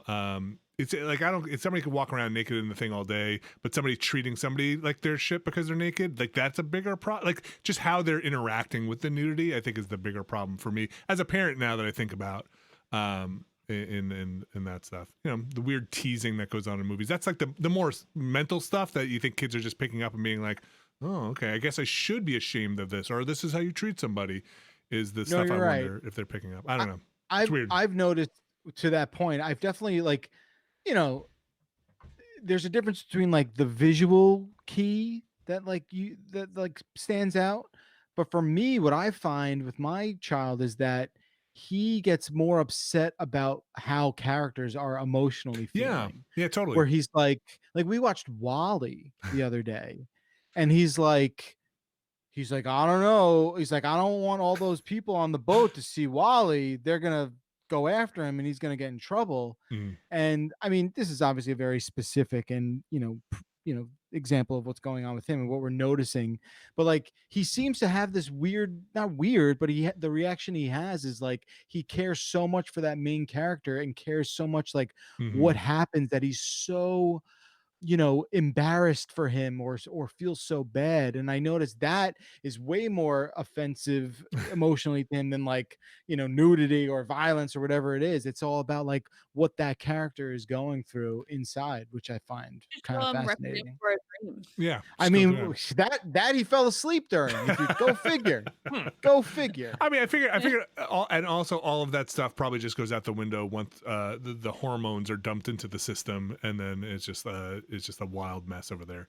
So we'll cross that bridge when we get to right, exactly. Yeah, start the countdown clock now. Abby, what else we got for emails? Okay, Jeff, do you want to read this one? I think that's Georgie. You think that's Georgie? I'm not sure how to say. I think that's how you. I think that is Georgie. Yes. All right, yes. Great, Georgie. Dear Giant Baldcast. Damn. You're right. I usually get rid of those. What kind of hot... Wait, how many times does that show up, Abby? Yeah. Not the bald specifically, but any kind of like playful insults or like, hello, guys, and Abby. Delete that shit. Some hot fuckery right there. Okay. Not this time. What terrified you the most about growing up? I always got terrified of losing my passion for gaming. I think most of my friends did, but thankfully I got you guys to keep me level. Talk about getting some real problems. No, I'm kidding. Yeah, Georgie, dude. Like, I don't bless you for not having that omnipresent feeling of existential dread that dogged you through your entire childhood. But, buddy, that isn't even close to what I was worried about. Yeah, seriously. Well, what were you worried about? I was honestly just getting sick, real sick. I still have maybe, sometimes when I'm like up at night and can't sleep, that's what I think about. It's probably it definitely is a little irrational, but aren't most fears? Yeah, that's a good point, Abby. I think for the most part I'd agree with you.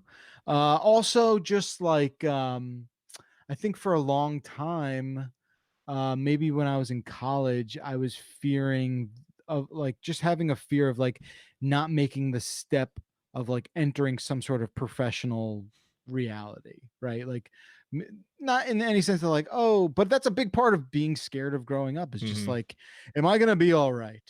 And I think no, the answer is clearly no. Nobody knows what they're doing. No one's okay, but like, I also don't want to live with my parents when I'm 35. So, Alex, I got what is going on in that old noodle of yours?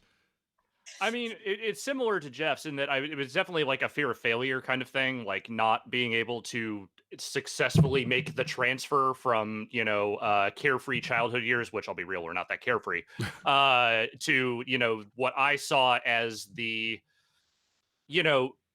like I looked at adulthood as like that is when your life becomes solid. That is when everything starts to make sense. That's when all the things you're supposed to do: get a job, buy a house, get married, have kids, all that, whatever that dumb shit is. Like that's what I figured is like as soon as I make that transfer, just got to start making the steps, start working my way toward that. And then somewhere around the time that I started to get derailed from that path, which is to say around the time I started thinking about leaving high school and kind of didn't know what I wanted to fuck to do with my life. It's not that those fears were alleviated, but they stopped being the focus because I kind of realized that my life was just not going to go in that direction. And it became more about like, well, if my life's not going to go in that direction, what the fuck am I going to do? And those anxieties plagued me for a very long time until my life path more or less just careened straight into me, and I was just like, oh fuck, I guess this is what I'm doing now. And then the rest, as they say, is history. Abby, what childhood trauma do you want to unearth here and share with everybody? As like a little kid, I didn't have that many like fears about growing up, which overall a good thing. I think more I was like, how do you pay bills? Like, I think I had so many questions of like, how do you know where to send the money to? Like, how do you get your like electricity turned on? Like, where does you know where to send that money? Like, for a long time, I was like, how do you know? And I don't think I ever got an answer. I think it's just like you grow up and you figure it out, and like you talk to your landlord or whatever it is, and it's just like you figure it out. And then eventually auto pay was invented. Yeah, well, I still don't have that, but I think there's so many questions that I agree with you 100%. And I feel like when I graduated, maybe it was high school, where I was just like, I remember graduating high school and being like, okay, so what I am right now is what a lot of people do, and they're just out there now in the real world. And I just always remember thinking like, well, I'm not ready for that, and there's no way in 4 more years I'm somehow going to be magically ready for all that. And I agree with you, Abby. I think high school should be much more focused on how to live like a human in this world.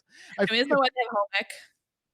But I mean, that's not going to prepare you. I just feel like there's just so many like the gamut between like you graduated to like you're a person in society. Oh my god, there is a chasm between those 2 points. Like, I think there's probably a point in everybody's life where you realize that people in authority have no idea what they're doing, right? Like you realize like you like you're a kid or young, you think they have it figured out, and then there's a point when you're an adult and being like, I guess I could have been that person in authority, and I also wouldn't know what I'm doing. Like and the vetting's bad and everything's corrupt, and like people just hire their friends and the whole thing, right? And I feel like there's a thin line that adults and kids have to have where for some reason, younger people don't have a lot of life experience. So adults kind of want to try and push them in a direction and be like, we definitely know there's something that, you don't want to drink Tide, right? Or you don't want to like, this is bad, but then also can't just admit that no adult knows what they're doing. Like we're just winging it constantly and underconfident, and all the stuff you have in high school, just the stakes get higher, but all those anxieties remain, right? All the like imposter syndrome, all the like, do people like me? All the thing, like the stakes just become like either higher because like you have family and responsibility, or lower because you kind of like I don't give a crap. I don't have to see you in high school anymore. I get my paycheck and I go home. But like all that's, I feel like that stuff doesn't go away. It just transitions into something else. So all that stuff I had as a kid where I was like, oh man, like, do I have to go to this party or not go to this party? What are they going to think of me?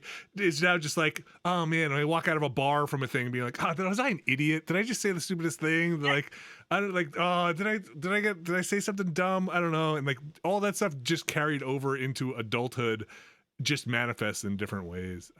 But I was always scared that I was going to break something. My parents would get a divorce is the answer. Because you broke something? It happened to me.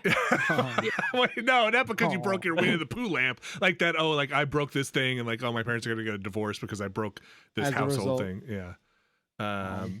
So yeah, I was constantly like, oh, this is my fault. And then I just realized, no, we just all fight all the time. It's fine. It's not actually me. Well, Vinny, Yeah. do you want to read one from Eric? Sure.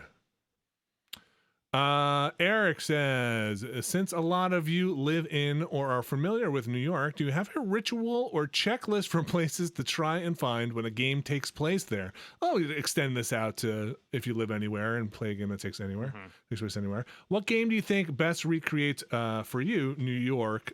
Thanks, Eric from Florida. That Spider-Man game. Yeah, you think that's the best one? I think so. Okay, not The latest GTA or what's the Division? I mean, that's the key thing there is that they're doing the comic version of New York. So you get things like the Avengers Tower in there, and which is obviously not a real landmark. But the parts that they are doing, like they're amalgamating some things, but for the most part, I feel like they get the feel of the city right, even if they're not getting necessarily all the real landmarks in there.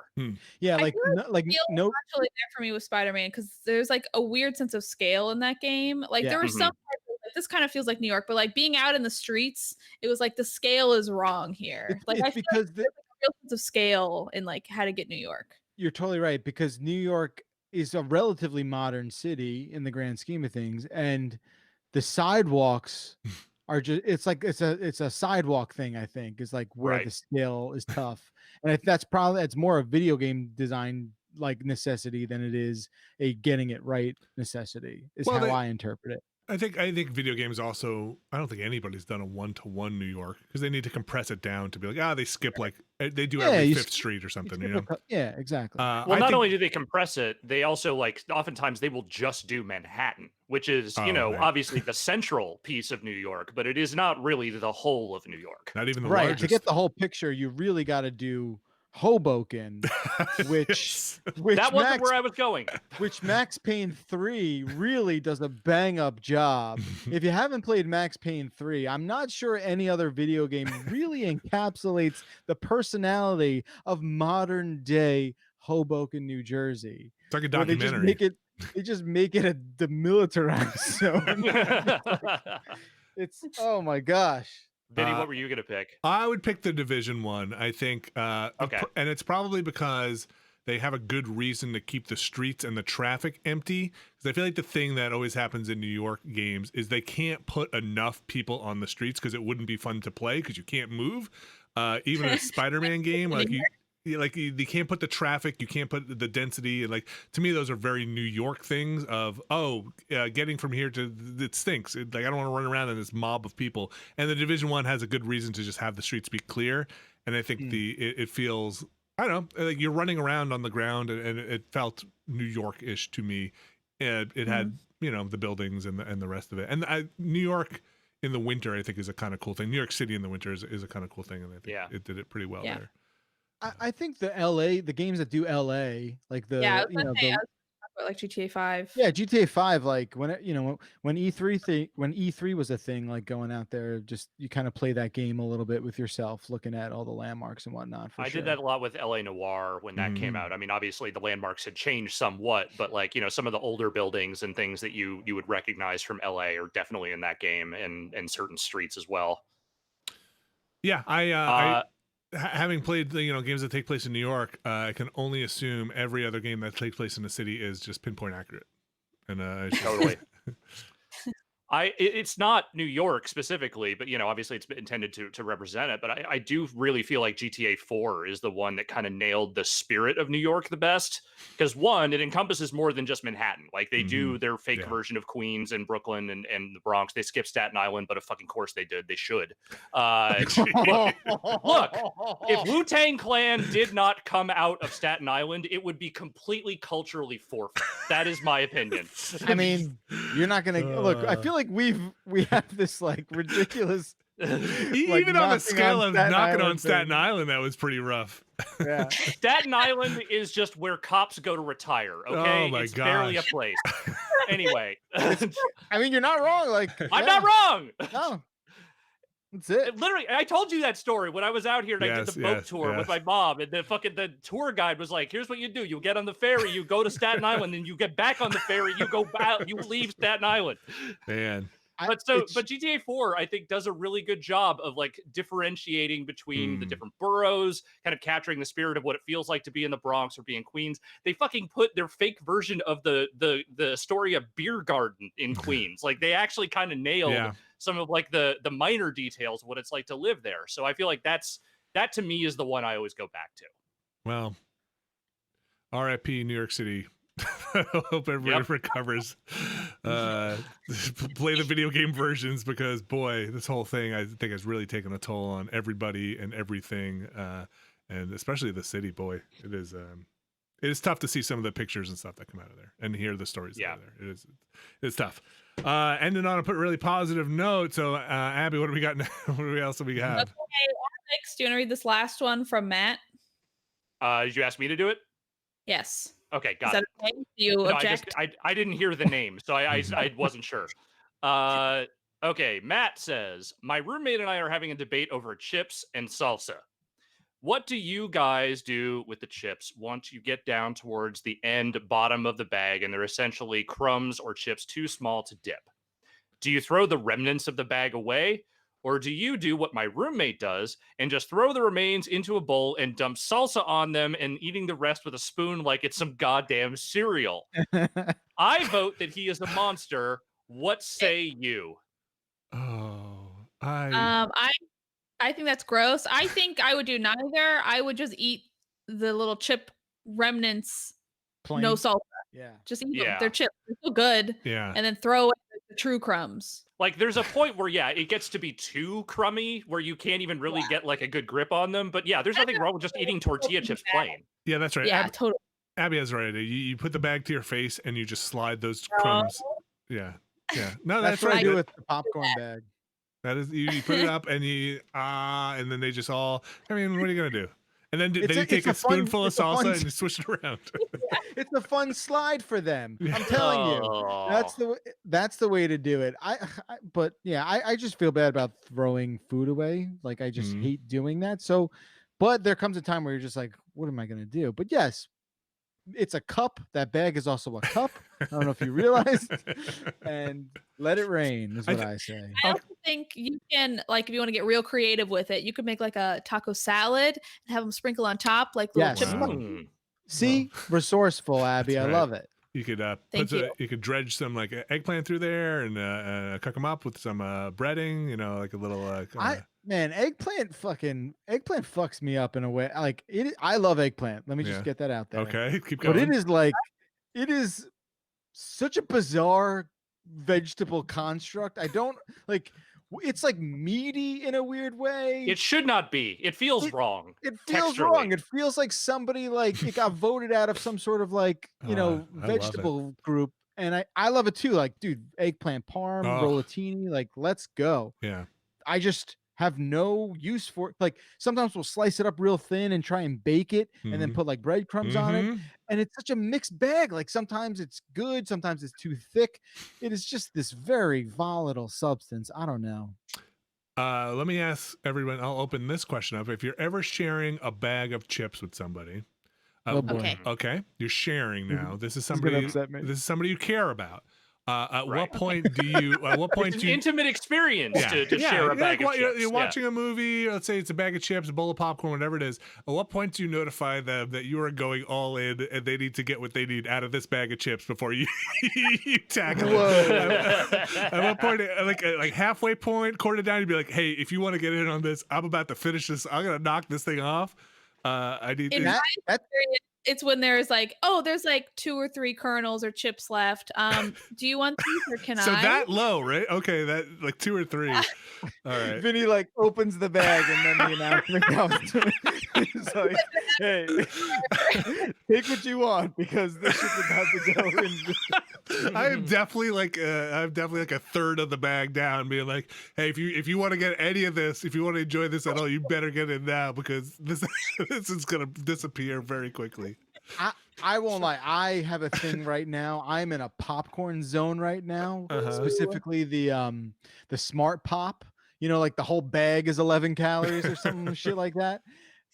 Dude, I in 2 sittings, I knock that whole bag out. Oh wow. Without it, like, oh, I drink it. I just Family drink bag? it. I don't think I've ever eaten a whole bag of chips in like under a week. No, I haven't. But like, even half the popcorn bag is like 100 calories. Like, it's crazy to me. It's crazy. Wait, did you but say, I Abby, a just bag of destroy chips it. will last you a week? Oh, absolutely. Longer for me. Yeah. What, definitely. really? Oh yeah. Not like Oh yeah. small bag. You can't see it's a small bag of Fritos. That's a small. only half Oh the yeah. fruit. Oh my gosh! And Wow. God That bless lasts you. you a week? God, Yeah, that's a small bag. That's a small Okay. bag. I have changed. Like a regular bag of chips? Yeah, I could. That'll last I have you. all these chips at my hand, but I'm able to pull a bunch of chips. This will last me another week. I have changed all of my any question that has been sent to the Beastcast over the last 100 years. I'm now changing to Abby is the one that will be on the deserted island with, or like in my like group, because we can ration this stuff out forever. Where like like a quarter coconut and be like, I'm full. Just Just like- like a whole basket. just one Frito. Oh man, that's making me feel very bad now because I don't think I put a bag of chip away in. Oh, Vinny. I mean, Oh, listen, I put a no. bag of chips away, but Oh, yeah. but no. Sometimes if there's like a bag and a half, like 2 bags open, like we're doing like a party thing, then the chips will go away. But they're filled with air. Most of them's air. Most of that bag is air. It's like Yeah. there's Sure, hardly, whatever you gotta tell yourself. there's What's hardly the any gas chip they in put in there. them? What's that? What's the gas they put? What's the gas they put in the bags? Eating gas. No, there's a gas. Methane. It's not methane. It's fought. It's pure fart. It's just, guys, can you fart in this before we seal it? I mean, you've been on those factory floors, man. A lot of farting probably happens there. That's just You're efficiency. getting that air whether you intend to or not. Oh man. I gotta rethink my whole chip eating experience. That's good to know. That's good to know. So you're doing that. You guys feel like you're like in the serving realm that it says on the back of the bag? No. I probably eat more than a serving. I mean, the Okay. servings are like laughably small. Let's be real. Who Okay. eats like Yes. you know what I mean? All right. Just I want to love double when I check what get we're a talking bag. I love when I get a bag and I look at the servings and I'm like, oh, the serving is 78 chips. That's amazing. I can Oh, rock right. that. You're like, that's Yes. the best feeling ever. And then it's The Trader like, worst Joe's feeling have a ever lot is of when those the for when the price. serving size is like 8 chips. Then you're like, Yeah. first off, who the fuck is eating 8 chips? 2, oh boy, this is bad for me, isn't it? yeah, right. This thing was worse than I thought. All right. That's gonna do it for the emails? Yes, Looks like sir. All right, perfect timing. And that's going to do it for our podcast. Thanks everybody for joining us. Before I start the music, let me mention once again we have a Giant Bomb sale happening. It's going to finish up at the end of this month. If you haven't gotten in there, get on it. $35 will get you premium for a year. That's a year's worth of stuff. We'll get you. You can tack it on to an existing subscription if you already have it to build out that wonderful Giant Bomb premium subscription. $35 for the year. If you want a trial, you can go get a free trial now, and that'll convert into the sale price when you're ready or when the week is up. I believe that it all makes sense. GiantBob.com/upgrade for the premium sale going on right now. Once the sale is over, it will go back up to its normal price, which is around $50-ish. Is it 50 plus, let's say. $49.99? I don't know. It's a sale, and you should get on it. And thanks if you can, and if you can't, we understand. But if you've been, I said this at the top, I'll say it now. If you've been enjoying the free stuff and don't even care about the premium stuff, we do exist on the premium dollar. So that premium currency, that is how we make our money. So if you can support us, that'd be great. Thanks everybody for listening. Now I start the music here at the end of the show. Can I promote a thing? Of course. Let me start this music first, though. Okay, here we go. Okay, yeah. Okay, Let's for make it. it real smooth. Yeah, do it. Mhm. Here we go. Jeff, what you got going on? So I've been working on a video this week. I'm trying to do like a more regular video for our YouTube channel. I'm trying to cover just like what I think are the most fun like game topics of like the last week and a half or so. So I'll tweet it out when it goes up. It should be up on Friday of this week, the 22nd. When it goes up, if you could check it out, that'd be so nice and lovely of you if you want to watch it. Just wrapping up game stuff and talking about, just me and the camera and you as my audience. talking about video games Okay. for the websites. So keep an eye on Jeff Bacalar's Twitter. Thank you, Jeff Bacalar. Thank you. Thank you, Alex Navarro. Thank you. Thank you, Abby Russell.